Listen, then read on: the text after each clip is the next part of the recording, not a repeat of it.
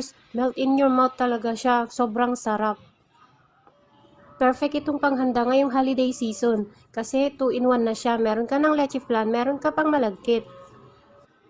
Mas lalo pa siyang sumarap kasi naglagay din ako dito ng buko. Pwede nyo rin itong gawing pang negosyo mga Mars. Tara, umpisan na natin. Una, mag-caramelize muna tayo. Maglalagay tayo dito ng 4 tablespoon ng white sugar. Tunawin lang natin siya sa mahinang apoy hanggang sa ito ay magkulay amber. Sa isang bowl, maglagay tayo dito ng 2 itlog. Medium size itong gamit ko. Yan, beat lang natin siya ng saglit. Maglalagay din tayo dito ng 1 can ng condensed milk. Then, mix lang natin siya ulit.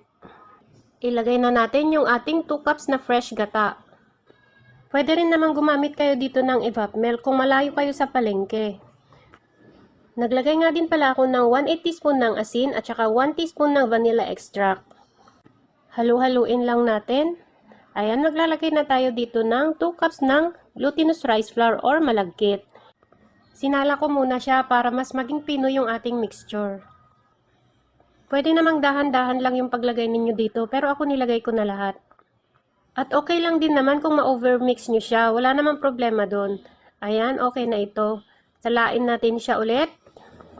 Para siguradong wala na siyang buo-buo at para maging smooth yung ating flan. Maglalagay din tayo dito ng buko. 1 pirasong buko lang itong binili ko. Mas masarap kasi talaga siya kapag may buko, kaya ire-recommend ko sa inyo na kapag kayo ay gumawa ay lagyan ninyo. Sigurado akong magugustuhan ito ng buong pamilya nyo. Yung complete ingredients ay ilalagay ko na lang po ulit sa ating comment section box. At yung pa-shoutout po natin ay nasa dulo lang ng ating video.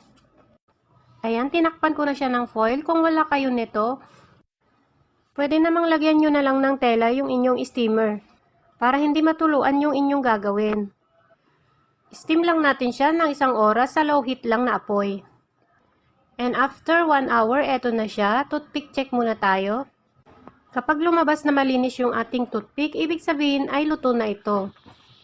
Gabi ko na kasi ito niluto, tsaka pinalamig ko pa kasi, kaya umaga ko na siya naibaliktad. At kung nagustuhan mo ang ating recipe ngayon, pwede pong pakipusuan yung ating video at mag-comment po kayo sa baba kung taga saan kayo para ma-shoutout ko po kayo sa susunod na ating video. Ayan o, tingnan nyo naman, grabe, sobrang lambot niya. Ang sarap nitong ipares sa kape mga Mars. Shoutout to Miss Lynn Vallaes from Longos, Malabon. Crisanta Mendoza from Tarlac City, Pasita Lozano from San Mariano, Isabela, Papa Cook